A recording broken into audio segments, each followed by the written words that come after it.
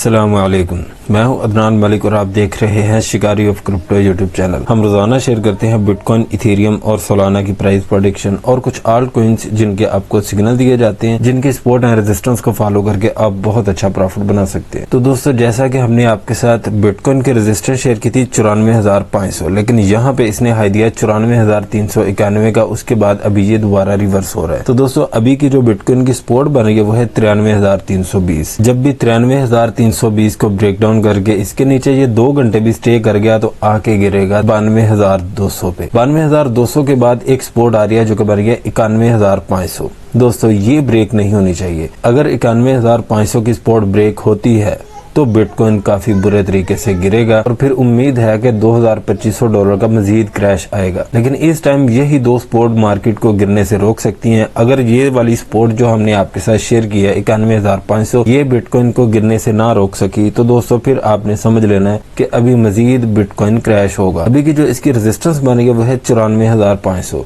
94,500 की रेजिस्टेंस आपको हिंट देगी कि इसने मजीद पंप होना है या नहीं। 94,500 को ब्रेकआउट करता है तो 95,500 तक इसका हाई होगा।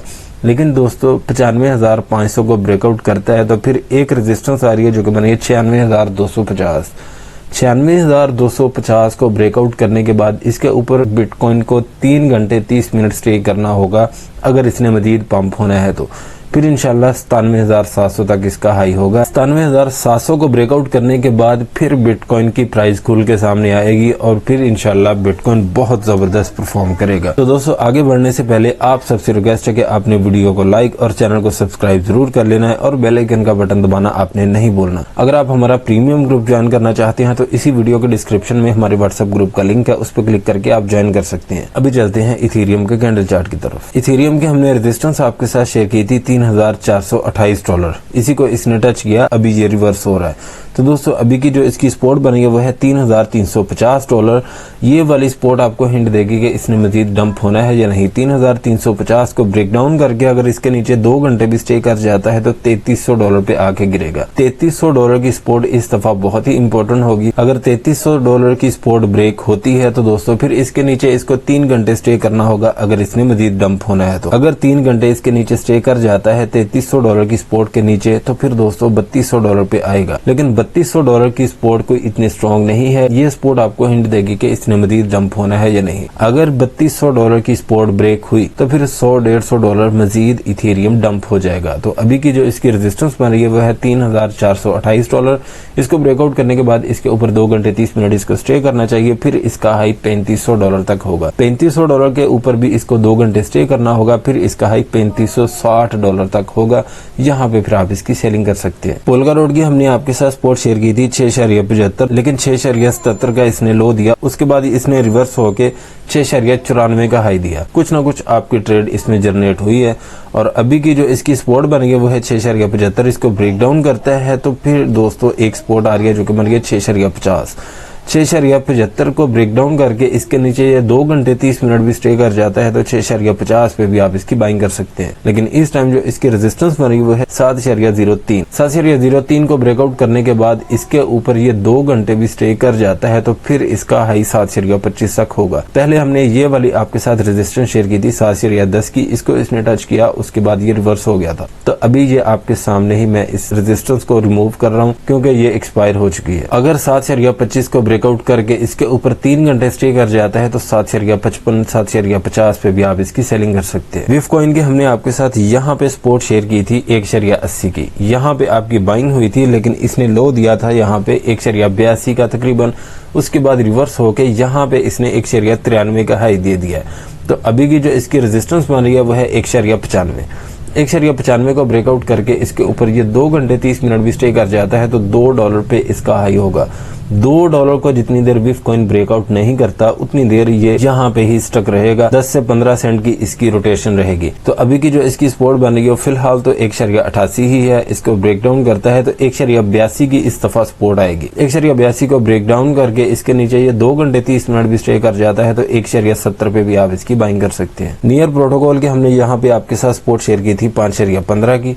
अगर तो आपने बाइंग की है यहाँ पे तो इसने हाई दिया यहाँ पे 5.27 का। उसके बाद ये रिवर्स हो गया। 12 सेंट की ट्रेड रही और अभी की जो इसकी सपोर्ट बन रही है फिलहाल तो ये 5.15 की ही सपोर्ट है, लेकिन ये एक ट्रेंड लाइन है जो मैं आपके साथ शेयर करना चाहूंगा। आप भी अपने कैंडल चार्ट पे जरूर लगा सकते हैं। अगर ये वाली ट्रेंड लाइन ब्रेक होती है तो $5 पे आगे गिरेगा। $5 की सपोर्ट अगर ब्रेक हो जाती है तो फिर 4.80 की सपोर्ट आपको हिंट देगी कि इसने मजीद डंप होना है या नहीं। 4.80 की सपोर्ट अगर ब्रेक हो जाती है तो फिर इसके नीचे भी इसको 4 घंटे स्टे करना होगा अगर इसने मजीद डंप होना है तो। 4 घंटे अगर 4.40 के नीचे ये स्टे कर जाता है तो $4 से पहले आपने इसकी बाइंग नहीं करनी। लेकिन इस टाइम जो इसकी रेजिस्टेंस बन रही है वो है 5.35। इसको ब्रेकआउट करने के बाद इसके ऊपर 3 घंटे इसको स्टे करना चाहिए, फिर इसका हाई 5.50 पे होगा। 5.50 की रेजिस्टेंस आपको हिंट देगी कि इसने मजीद पंप होना है या नहीं। 5.50 को ब्रेकआउट करके इसके ऊपर ये 3 घंटे भी स्टे कर गया तो 5.70 पे भी आप इसकी सेलिंग कर सकते हैं। टिया की दोस्तों हमने यहाँ पे आपके साथ सपोर्ट शेयर की थी 4.70 की, आपकी बाइंग हुई थी यहाँ पे, और हमने रेजिस्टेंस आपके साथ शेयर की थी $5 की, लेकिन यहाँ पे इसने हाई दिया है 5.95 का। लेकिन अभी भी दोस्तों $5 की ही इसकी रेजिस्टेंस रहेगी।